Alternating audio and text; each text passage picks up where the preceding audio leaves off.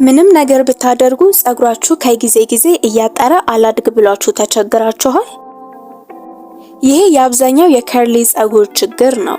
የጸጉሩ አይነት በቀላሉ ለድርቀትና ለጉዳት ተጋላጭ በመሆኑ ለማርዘም ያስቸግራል።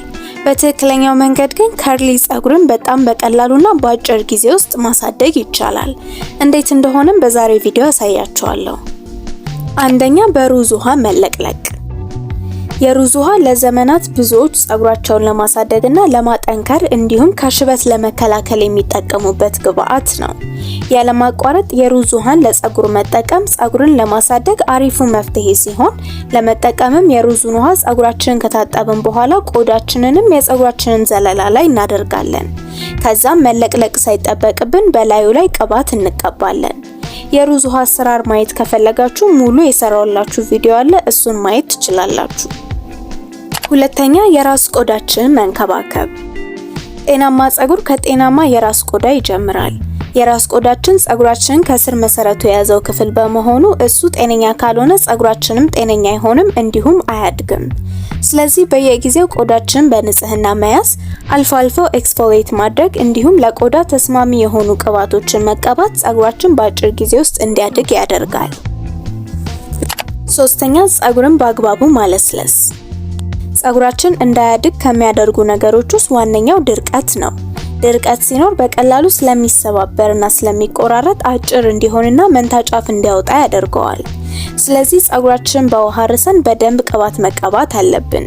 የምንቀባውም ቅባት የጸጉር እድገትን ከሚያፋጥኑ ቅባቶች ውስጥ ቢሆን የጸጉሩን እድገት ያፋጥነዋል። ከነዚህ ውስጥም የሮዝሜሪ ቅባት፣ የጉሎ ዘይት፣ የኮኮናት ዘይትና የመሳሰሉት ተመራጮች ናቸው። አራተኛ፣ ጤናማ የሆኑ ምግቦችን መመገብ። የጸጉር ጤንነት እድገትና ብዛት ሁልጊዜ ከውስጣችን በሚገኘው ንጥረ ነገሮች የመጣ ነው። ለዚህም እንዲረዳን ምግባችን ውስጥ ፕሮቲን፣ ዚንክ፣ አይረን፣ ባዮቲን እና ቫይታሚን ዲን በደንብ ማካተት አለብን። ለምሳሌ እንቁላል፣ አረንጓዴ ቅጠላቅጠሎች፣ ጥራጥሬዎች፣ አሳና የመሳሰሉትን ምግቦች መመገብ ጸጉራችን በፍጥነት እንዲያድግ ይረዳል። አምስተኛ፣ ስንተኛ የሲልክ ሻሽ ማድረግ። የሲልክ ጨርቅን ለሻሽ ወይም ለትራስ ጨርቅ መጠቀም ለጸጉር በጣም አስፈላጊ ነው። የሲልክ ጨርቅ ከጸጉር ላይ እርጥበትንና ቅባትን እንደሌላው ጨርቅ ስለማይመጥና ብዙ ፍትጊያን ስለማይፈጥር ጸጉራችን በደንብ ለስልሶ እንዲቆይ ያደርጋል። እንዲሁም ድርቀትን፣ መሰባበርና መያያዝን ይቀንሳል። ድርቀት ከሌለ ደግሞ ጸጉራችን በቀላሉ ስለሚያድግ ማታ ስንተኛ የሲልክ ሻሽ ማድረግ አለብን። ስድስተኛ፣ ፕሮቴክቲቭ የጸጉር ስታይል መሰራት። ጸጉራችንን ስንሰራ ጸጉሩን የማይወጥር ግን ደግሞ ሞይስቸሩን ጠብቆ ጸጉሩን ከድርቀት የሚከላከል የጸጉር ስታይል መሰራት አለብን። እንደዚህ አይነት ስራዎች በምንም አይነት ጸጉራችን መወጠር የለባቸውም።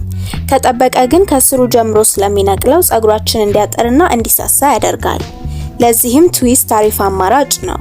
ላላ ተደርጎ በወፍራሙ የተሰራው ሹሩባ ወይም ቁጥርጥር ጸጉራችንን በደንብ ነፃነት እንዲያገኝም ይረዳል።